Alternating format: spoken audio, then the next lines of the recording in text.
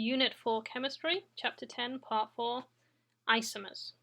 So our final bit of this is to look at molecules which have got the same molecular formula but different structures.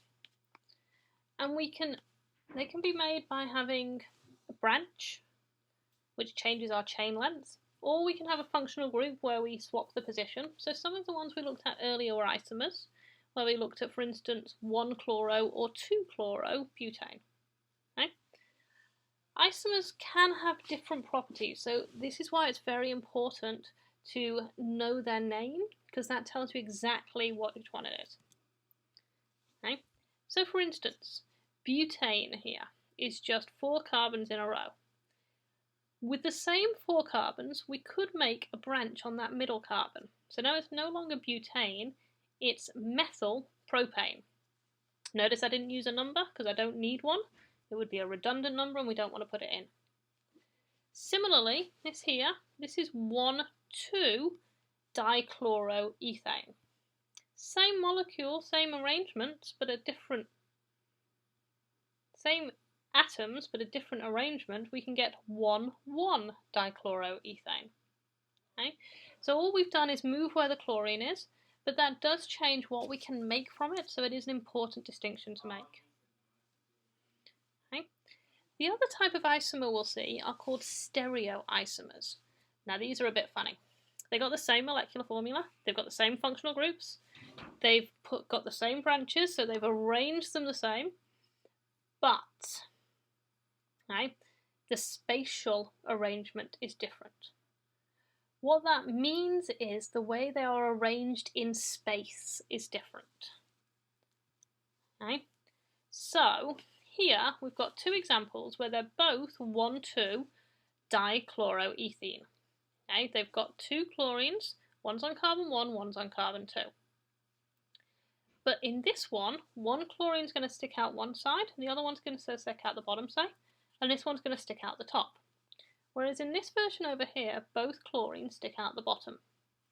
The way we differentiate them is that this one we call trans, 1,2-dichloroethane, and this one we call cis, 1,2-dichloroethane.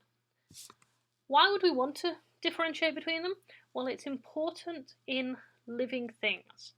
If we have enzymes, which are biological catalysts, they are only going to be able to fit in one of the stereoisomers.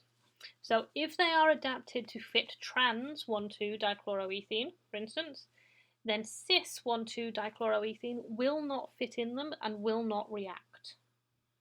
Okay? It's the difference between alpha and beta glucose. Okay? Same idea.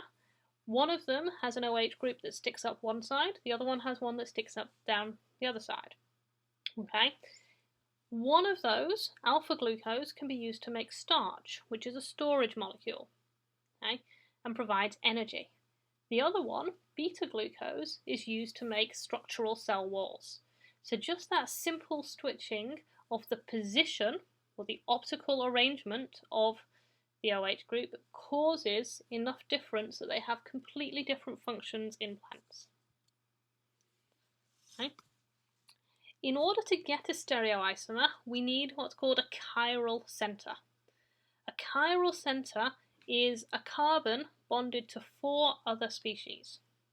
Okay? So these ones here with an asterisk, they're chiral centers. If we've got this carbon here, it's bonded on one side to a hydrogen, on one side to an oxygen. On these 2 sides, yes, it's bonded to carbons, but this one's a carbon that's bonded to an oxygen. This is a COOH group. And this one's just a straight carbon which is bonded to other things. So that's different. And because we've got that chiral center, that means that we can get these optical isomers.